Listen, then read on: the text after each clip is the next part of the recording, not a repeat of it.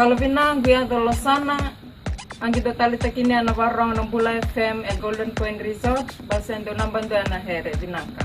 Bula Vinaka, Navan Gotevita, Utungwe 90, and the Talita Wale and Bula FM, Nambandu and said. Nadango Makilesi, where Kraki and Lesbian and Bula FM, Nambandanas.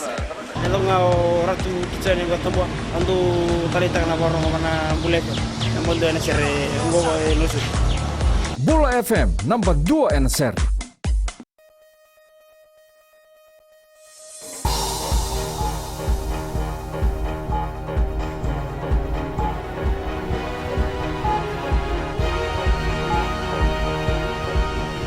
Good evening, this is FBC News. I'm Jackie Spate. In this bulletin, Fiji and New Zealand forge closer ties. Social Welfare Ministry concerned with more senior citizens being left in aged care homes. And global fast food giant opens second outlet in Fiji.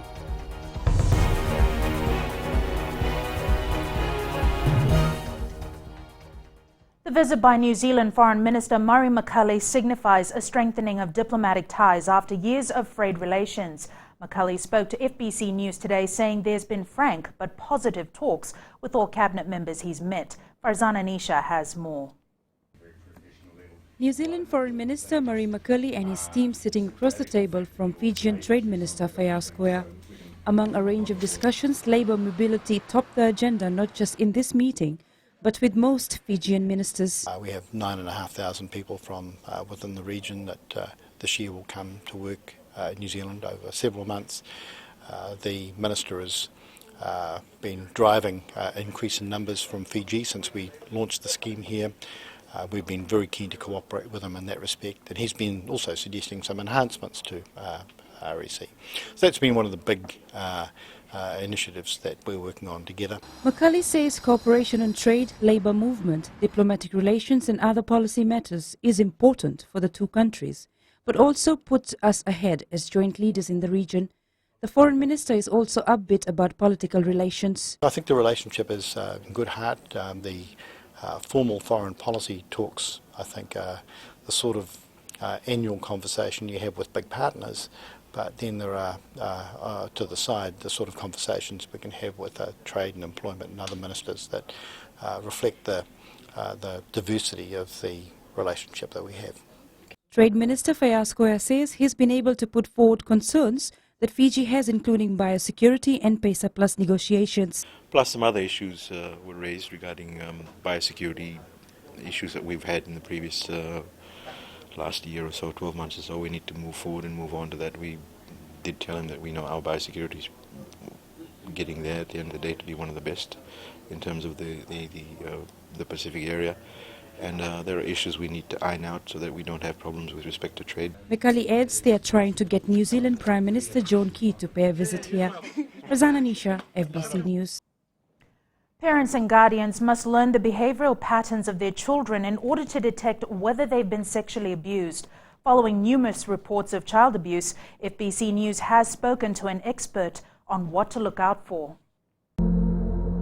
It's common for children to hide sexual abuse because it's a traumatic experience that's hard to talk about. Child psychiatrist Dr. Muriel Allen says grown-ups shouldn't expect children to disclose any form of abuse. Adults have to be attentive to changes in behavior. For example, a child who's usually calm, becomes like easily frightened or will have nightmares, unusually clingy, and they will refuse to go or to be left alone or refuse to go to a person they used to like. So those are red flags that parents need to watch out for. Any one sign doesn't mean that a child has been sexually abused, but a combination of odd behavior means it's time to start asking questions. Look at the way they play, like see unusual play. Like it's normal for age to a certain degree that when they discover their genitals and they touch their genitals, and it's quite normal. But when they do, for example, play with themselves in public or use toys in an inappropriate or sexual way, not expected for a certain age, then you have to watch out. Or they talk about even the positioning they play. For example, you see kids who do the mimic sexual acts. Dr. Allen says it's important to remember that child victims often feel very confused about the abuse while it is going on due to their tender age. Sometimes it's like they think it's all right, especially when they're given sort of a special favor. They're given toys or money or lollies that other kids in the house or in the neighborhood don't have, because you have to be, you suspect. Usually they're told, it's a secret, don't tell anybody. She adds that honest and open communication with children is important, especially from an early age. It could be the first step to the prevention of sexual assault against minors. Senior citizens are receiving little loving care from family members and society. Minister Rosie Akbar is adamant that families must care for their elderly and not shift that responsibility to aged care homes. Ali Kimbia has more. I'm not in favor of building any state facility. Rosie Akbar making her intentions clear. Senior citizens don't belong in aged care homes. Akbar says it's disappointing to see an increasing number of people leaving the elderly at senior citizens' home and never look back. This is a reality, and we need to work collaboratively to raise awareness and devise strategies to address this issue effectively.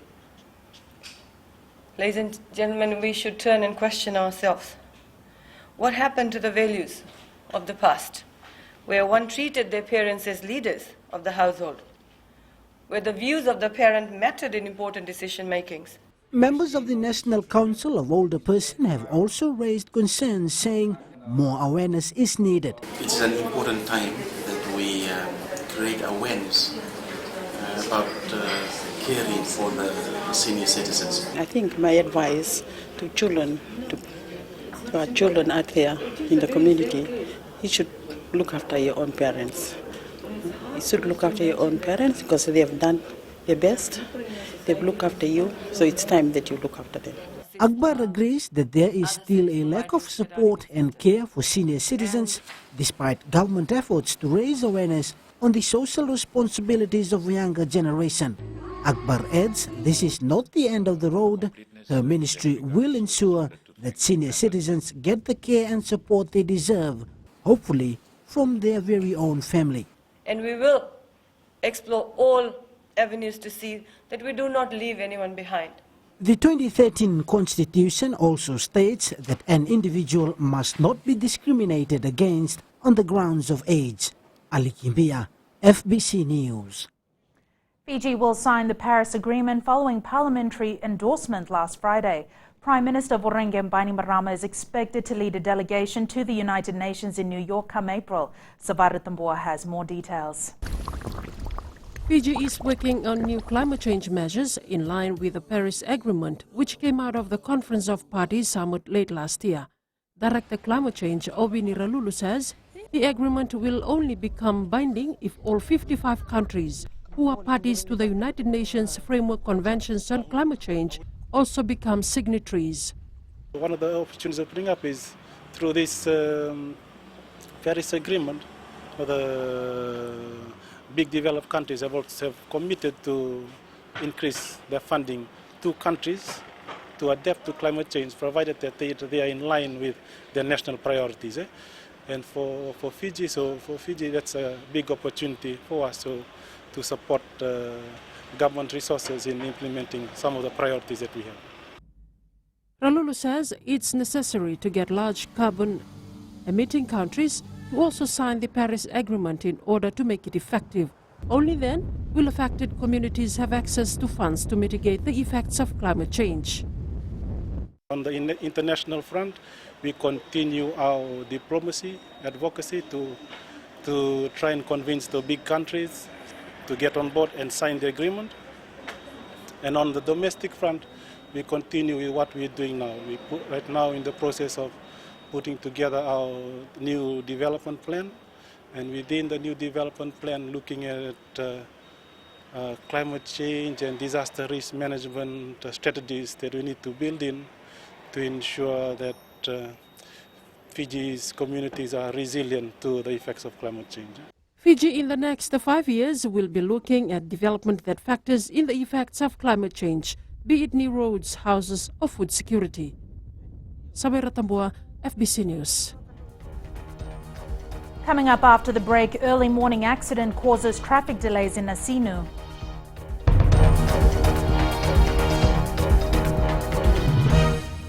Yandra, I love listening to Gold FM at Golden Point Resort.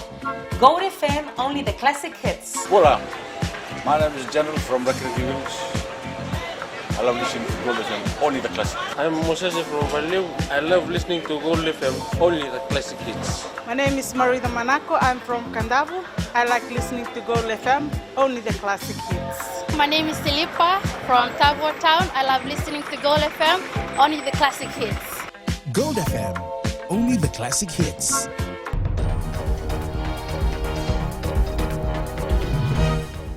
Welcome back. This is FBC News. World-renowned fast food outlet Burger King opened its second outlet in Fiji. The $6.5 million eatery is based in Matintan, Nandi. Madhyam Bolaitamana has more on the story. Hook up. It is a business venture that has been in the pipeline for quite a number of years before the Motibai group of companies decided to go all out and invest in the Burger King franchise. The Fiji populace, I think, is now ready for variety. Okay, there are other fast food outlets, obviously McDonald's is there, but I think, I'm positive, Burger King, where we say the taste is king, will not disappoint its patrons. This facility was opened by students of the Nandi Special School, the second Burger King outlet in Fiji, the first being at the Nandi International Airport Departure Lounge, which is only accessible to travelers leaving Fiji. Both sites have cost the Motibai Group about $8.5 million. Company Chair Kirit Patel says their confidence stems from what government has been doing over the years. Because of the stability, the platform that has been laid by the government earlier and now since the elections of 2014, which continues, we see our group playing a very pivotal and a very lead role. The Motibai Group also has plans to branch out to Suva in the not so distant future. We have been inundated with the calls, when is Burger King coming to Suva, when is Burger King coming to Suva, and we have made a commitment that before end of the year we will definitely have at least 3 going there. Patel says the initiative coincides with the completion of its warehouse in Lengalenga in the outskirts of the Nandi International Airport. Madhyam Bolaitamana, FBC News. Foot amputations linked to diabetes dropped last year, and the Health Ministry says its foot care service is to thank for this. Advisor for non-communicable diseases, Dr. Isimeli Tukana, says this service is now available in all hospitals. Akusita Tale tells us more. Nurses have been trained in foot care for diabetics as a means to reduce Fiji's high amputation rate, and the results are showing itself. The complications of diabetes have increased over the years, but the Health Ministry says they've noticed a drop last year. We've been able to screen 80,000 people, adults in Fiji. And this year I'm hoping to raise it to 100,000. That is the key area for you to become screened early, like this BMI. Let us screen you every year, detect the problem early and attack. The Health Ministry says 1,288 lower limb amputations were carried out in 2011. This dropped to 630 a year later when foot care services were introduced. Around 400 amputations are done yearly. However, the ministry's focus is continued reduction. Amputation really before was an issue of late presentation. So now the system is encouraging Fijians to come early. That's one of the main reasons to what is going down. We are catching the diabetes early. We make sure their feet are checked, and we've trained our nurses to check the feet so that late presentation is getting away. I think that's one of the main reasons. Dr. Tukana says one of the initiatives introduced is training nurses to check every patient's feet and to detect complications early. If any diabetic shows signs which point to possible amputation, he or she is immediately referred for further treatment. Akusita Tale, FBC News. 2 people are admitted at the CWM hospital after an early morning accident in Kinoy, Nasinu. It is believed the driver of a rental car travelling towards Nausori lost control of the vehicle which veered onto the opposite lane, hitting a taxi and a private car. The driver of the private vehicle and rental car suffered injuries and are admitted in hospital. Director Traffic Mahesh Mishra is urging motorists to get on the road early to avoid rushing and speeding. We have sports up next. Here's Jamie with the latest. Thank you, Jackie, and good evening. Coming up, Ben Ryan still confident in his squad despite setbacks. And national football reps given all clear to join camp. These stories and more after the break.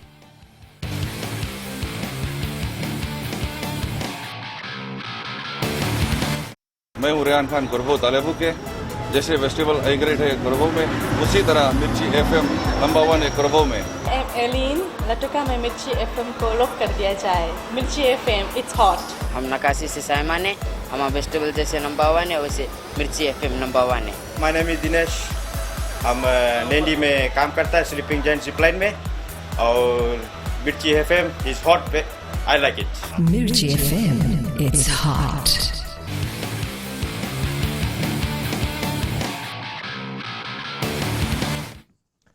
Injuries, sickness and players off to secure overseas contracts are some of the issues troubling the Vodafone Fiji's Sevens camp. It's not the scene that coach Ben Ryan would have wanted after the first day back in training camp, but the Englishman is certain that measures are in place for the next leg of the World 7 Series in North America. Talenda Dhaka has more. It's been knocked on. Pio Tuwai is expected to join the Fiji Sevens camp tonight, but it is uncertain if he will have any involvement. The veteran forward suffered a bout of food poisoning and is battling an aggravated back injury, which could keep him off the field for some time. He had an injury in the Sydney leg that meant he wasn't at full fitness in the last couple of games. And you know, when you add all these little things together, and then we've also obviously got an artificial surface in Vegas, I'm going to be careful with him, that's for sure. Ryan was not happy to lose two promising players, Filippo Ndongunu and Kaveni Ndambenaise, to rugby contracts in Australia.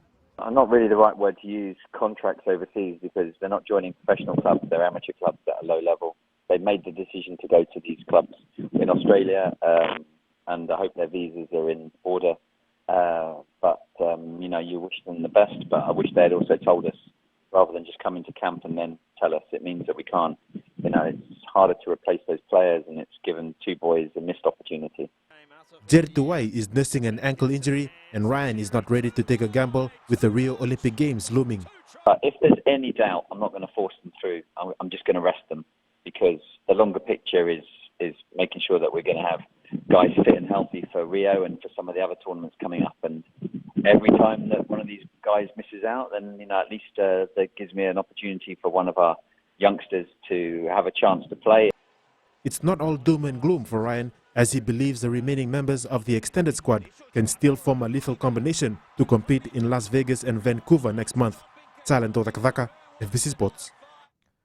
Melbourne Rebels under-18 coach Anare Koliavu is urging specialists to reach out to remote areas and train people in order to assist Fiji rugby move to the next level. At a recent rugby clinic in Levuka, the former Western Force player took time out to educate students on the basics of rugby. Josephine Navula has more. Strong down here. Getting down to the grassroots in Levuka, these students of St. John's College of Tawadi were fortunate to be learning from someone who'd been at the pinnacle of franchise rugby. Anare Koliavu was born in Fiji, but his family moved to New Zealand when he was 5. The Talevu native believes more rugby clinics can move Fiji rugby forward. Want to move Fiji rugby to the next level, we've got to start, you know, educating and making people aware of all of these things, and that's why this is great. The ball. The 34-year-old also played for the Fiji Warriors back in 2011 before joining the Western Force in 2012. Now venturing into coaching, Koliavu says the success of a team does not only depend on its players. Not everyone is going to be a rugby player. That's, you know, that's just the way it is. But if we can equip them also with that plus, you know, there's also needs in administration, coaching, referee, all of these sort of things. Supporting the students in their rugby career, Assistant Principal Iosefo Waimbuta is overwhelmed at the outreach clinic. Most of them are going for rugby because they know rugby now is have a good source of income for them. Koliabu was joined by former national 15s coach Ilibasi Tambua and former Fiji Mbati rep Johnny Wesele at the week-long rugby clinic. Josephine Vula, FBC Sports. The Southeast Zone Secondary Schools Rugby League Association has decided to split the under-19 grade into two pools following a late influx of teams registering this week. Suva Grammar, Gospel High and Leline Memorial are the latest schools to join the competition, bringing the total number of teams to 9. Nasinu Secondary will defend the Mbati Tano Shield against Assemblies of God High School on Saturday. Games will be held at St. Marceline Primary School in Vatuanga. Vodafone Fiji football rep Penyame Rova and under-23 rep Colinio Sivoki has been cleared to join their respective teams at camp to prepare for upcoming international tournaments. The two players are serving in the Fiji military and have been issued their documentation and leave letters to report back to training earlier this week. The whole idea is to get in more under-23s and under-20s into the national team. So the coaches have decided that they want 2 squads and we will, after the Brazil tour, then we'll finalize the squad to the Pacific Games. The under-23 team will depart for Brazil on the 24th of April and return on the 7th of May, while the national senior squad plays in New Zealand in its first OFC Nations Cup on May 29th in Papua New Guinea. New Zealand Rugby Union launched its 2016 Super Rugby campaign in Auckland last night, with some Super Rugby stars taking to the dance floor. While they're used to their rugby boots, these guys gave the dancing shoes a go during the Super Bang Bang routine. Super Rugby kicks off next weekend. The Highlanders will take on the Blues at 7:35 p.m. next Friday, while Nemani Nandolo's Crusaders side will face the Chiefs at the same time on Saturday. And you can watch both matches live on Fbctv. That is your sports for this evening. It's back to Jackie now.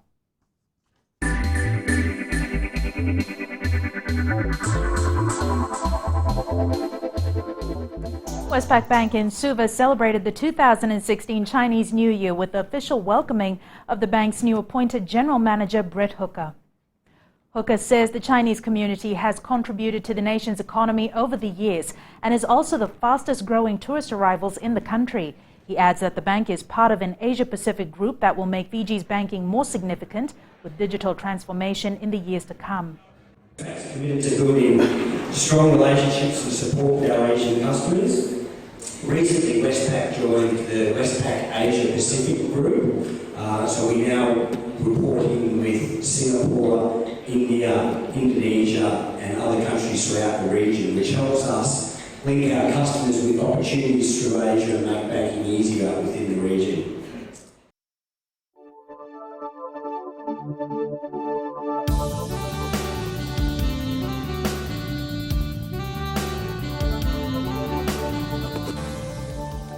A strong wind warning remains in force for Kororo Sea and Lau waters. Severe tropical cyclone Winston has moved out of Fiji and is currently situated close to Niue, moving east at about 19 kilometers per hour. Warm temperatures prevail throughout Fiji, Nadi recording a high of 34 degrees. Tomorrow's forecast is for some showers in Suva and Savu, mostly fine elsewhere. And the outlook for Friday is cloudy periods with some showers over the eastern parts and interior of the larger islands, fine apart from afternoon or evening showers elsewhere. And recapping the main stories for tonight, New Zealand Foreign Minister Murray McCully's visit to Fiji seen as an effort to forge closer ties. Government concerned with increase in senior citizens left in aged care homes. And newest Burger King outlet opens in Nandi. This week's poll question, after reports of a 7-month-old baby being raped, we are asking, are we doing enough to protect children from sexual predators? Visit our FBC website to take part. Remember, you can send us newsworthy pictures and videos on email citizenseyes@fbc.com.fj or share it with us via Facebook page, FBC News. And if you're on Twitter, follow and tweet us your news tips at FBC_news or simply #FBC News. You've been watching FBC News. I'm Jackie Spade. Bye for now.